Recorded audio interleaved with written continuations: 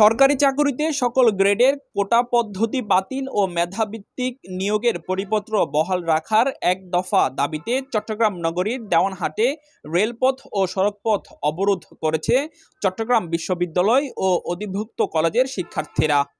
এ সময় শিক্ষার্থীরা চট্টগ্রামের সাথে সারা দেশে ট্রেন চলাচল বন্ধ করে দেয়।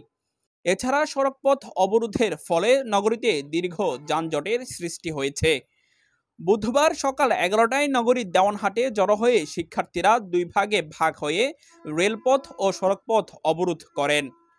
এ সময় শিক্ষার্থীদের ৭১-এর পথ ধরো, বাংলা ব্লকেট সফল করো, ব্লকেট ব্লকেট বাংলা ব্লকেট, দফা ১, দাবি ১, কোটা নট কামব্যাক, সংবিধানের মুক্তিযুদ্ধের মূল কথা, সুযোগের সমতা, সারা বাংলায় খবর দে, কোটা প্রথার কবর দে ইত্যাদি স্লোগান দিতে দেখা গেছে। আন্দোলনরত শিক্ষার্থীরা জানান, মেধাবীদের অস্তিত্ব টিকিয়ে রাখার লড়াইয়ে আমরা অংশগ্রহণ করেছি। কোটা বৈষম্যের কারণে মেধাবীদের জন্য সকল রাস্তা সংকীর্ণ হয়ে যাচ্ছে। আমরা মেধাবীদের দ্বারা পরিচালিত একটা স্মার্ট বাংলাদেশ দেখতে চাই।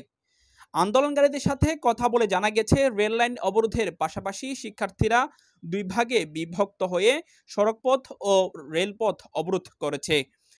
উল্লেখ্য যে কোটা ব্যবস্থা বাতিলের দাবিতে টানা আন্দোলন করে যাচ্ছে চট্টগ্রাম বিশ্ববিদ্যালয় সহ দেশের সকল বিশ্ববিদ্যালয়ের সাধারণ শিক্ষার্থীরা। শুরুতে শিক্ষার্থীদের ৪ দফা দাবি নিয়ে মাঠে থাকলেও বর্তমানে এক দফায় পরিণত হয়েছে। দাবিটি হলো সব গ্রেডে সব প্রকার অযৌক্তিক ও বৈষম্যমূলক কোটা বাতিল করে সংবিধানে উল্লেখিত অনগ্রসর গোষ্ঠীর জন্য কোটাকে ন্যূনতম পর্যায়ে এনে সংসদে আইন পাশ করে কোটা পদ্ধতিকে সংশোধন করতে হবে।